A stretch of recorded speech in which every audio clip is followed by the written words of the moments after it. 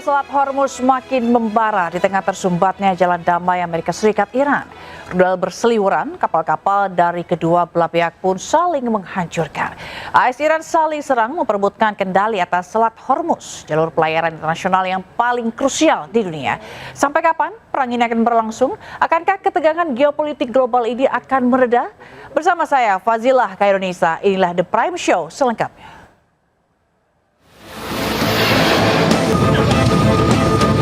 They had 8 of them and they're all gone. And they're fast, but they're not fast like a missile. A missile is slightly fast. و قاعدتاً اگر بی توجه باشند ما حتی نظرم رو دارم میگم ما حتی به قیمت جنگی دوباره تنگه هرمز رو از دست نخواهیم داد. بهترین راه برای امریکا این هست که خودش رو بکشه کنار از این جنگ.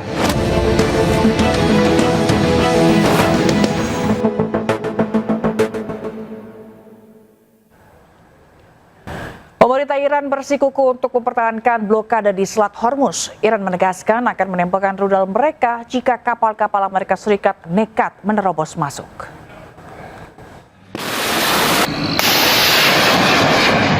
Angkatan bersenjata Iran merilis sebuah video rudal-rudal yang ditembakkan.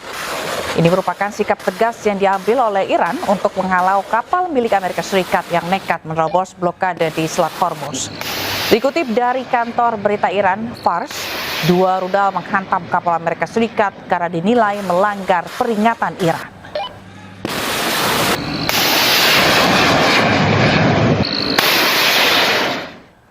Iran menyerang pasukan Amerika Serikat di Selat Hormuz dalam 24 jam terakhir. Presiden Amerika Serikat Donald Trump menyatakan serangan oleh kapal kecil Iran tersebut tidak berarti. About Iran, Mr. President, they've fired at U.S. ships several times in the last 24 hours. What do they need to do to violate the ceasefire? Well, you'll find out because I'll let you know. They know what to do and they know what to do. They know what not to do, more importantly, actually. And,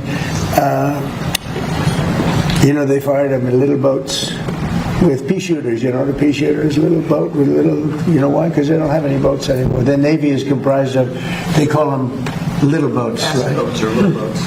And they're fast, yeah. They're so fast that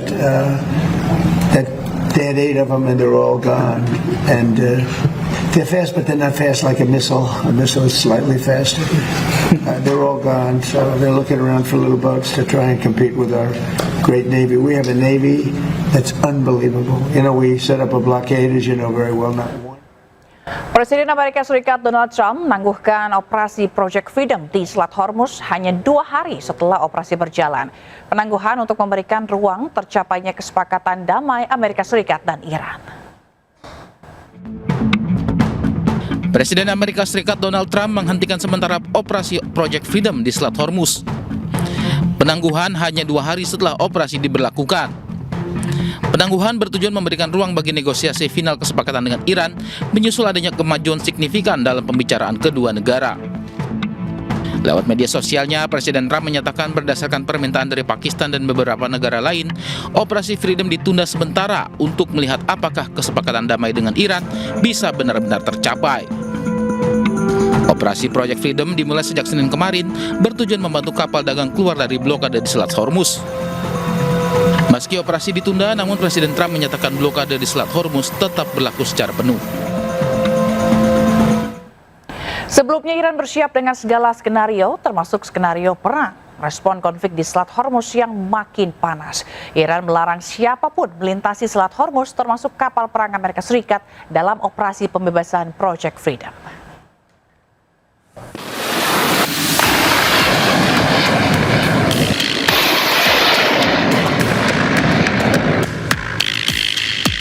Jet tempur Super Hornets lepas landas dari kapal induk Amerika Serikat Abraham Lincoln untuk mendukung operasi pembebasan Project Freedom terhadap kapal-kapal yang terjebak di Selat Hormuz. Menyusul meningkatnya ketegangan, saling klaim serangan dan saling bantah terkena serangan di Selat Hormuz, Amerika dan Iran kian panas. Merespon Project Freedom yang diklaim Amerika Serikat sebagai operasi pembebasan, Iran sepenuhnya siap menghadapi skenario apapun. Mengutip media Iran Tasnim, Washington tahu bahwa Iran tidak akan mentolerir upaya Trump dan pasukan Amerika Serikat untuk mengintimidasi Iran di Hormuz. Pasukan Iran melepaskan tembakan peringatan ke sejumlah kapal militer Amerika Serikat di hari pertama Project Freedom dikelar. Tak terima operasi pembebasan Project Freedom diganggu Iran, melalui Truth Social, Trump meminta Korea Selatan bergabung dalam misi Amerika di Selat Hormuz setelah kapal kargo Korea Selatan disebut Trump diserang Iran.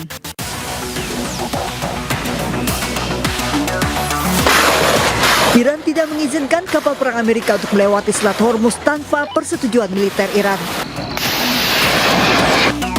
Iran mengaku memiliki skenario-skenario lain yang siap dan akan bertindak jika diperlukan, termasuk skenario perang. Allahu Akbar! Allahu Akbar!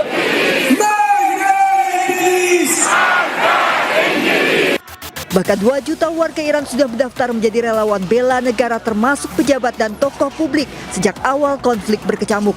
Hingga kini setiap malam di berbagai kota di Iran, warganya tak pernah absen turun ke jalan menyuarakan dukungan mereka kepada pemerintah Iran atas konflik dengan Amerika dan Israel.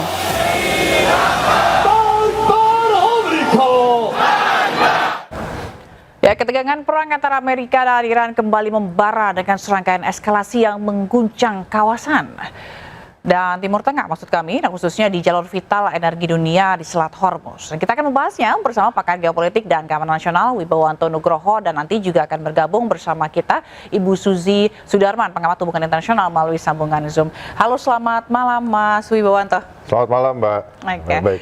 Maksud kita mendapatkan apa ya, baru-baru ini gitu ya, informasi yang ada justru Selat Hormuz ini makin memanas gitu. Apakah mungkin nantinya perang ini berubah jadi perang di laut atau akan seperti apa selanjutnya? Ya, jadi pertama itu saya akan bicara dari perspektif Perang Dunia Kedua. Yes. Karena yang sekarang terjadi ini adalah interaksi antara great power politics ya, dengan regional security complex dynamics di Timur Tengah gitu ya. Jadi saya bicara dari Perang Dunia Kedua dulu. Okay. Jadi apa yang sekarang terjadi itu adalah deadlock confrontations ya, antara Amerika melawan Iran. Nah, saya mau bicara Amerika dulu. Ya, dari perspektif Perang Dunia Kedua, terbentuklah struktur keamanan internasional, ya, termasuk di Timur Tengah. Di mana struktur itu adalah struktur yang selalu harus di reshape. Itu poinnya itu. Dan yang kedua, nah di setelah tahun 45 itu ada 5 P5 ya, 5 P5 pemegang senjata nuklir, dan di situ disusul oleh Israel, Korea Utara, China, dan juga Pakistan, India. Ya, Israel, Korea Utara, Pakistan, India. Nah, kenapa mereka bisa punya nuklir? Karena adanya struktur keamanan internasional yang terbentuk setelah Perang Dunia Kedua yang belum sempurna, ya, sehingga menimbulkan celah historis sehingga 4 negara ini bisa memiliki senjata nuklir. Tetapi itu ditutup di tahun 68. Ada NPT, Non-Proliferation Treaty on Nuclear Weapons, ya. Nah, Iran masuk sebagai late challengers, ya. Setelah itu baru Iran mau punya senjata nuklir. Nah, apa yang Iran harapkan ini berbenturan dengan sistem. Nah, itu poinnya tuh. Jadi sudah tertutup negara manapun untuk menjadi pemilik senjata nuklir gitu loh, misalkan tahun 68 gitu loh. Nah, jadi ini konfrontasi ya. Itu poin 1 ya. Jadi kalau kita lihat 14 poin yang ditawarkan oleh Iran itu ya sebenarnya merupakan satu proses leverage dari Iran ya untuk mengajak Amerika melewati proses yang namanya reciprocal de-escalation.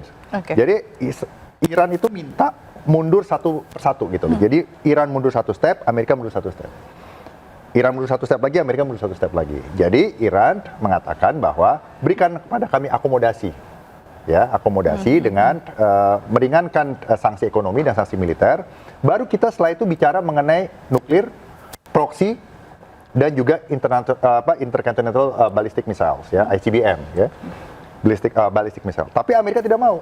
Amerika minta compliance dulu. Amerika minta bahwa saya mau diskusi, ya memberikan akomodasi jika kalian comply dulu. Nah, comply-nya apa? Lu cuti proksi, lu cuti ICBM ballistic, dan lu cuti nuklir. Nah, ini nggak ketemu.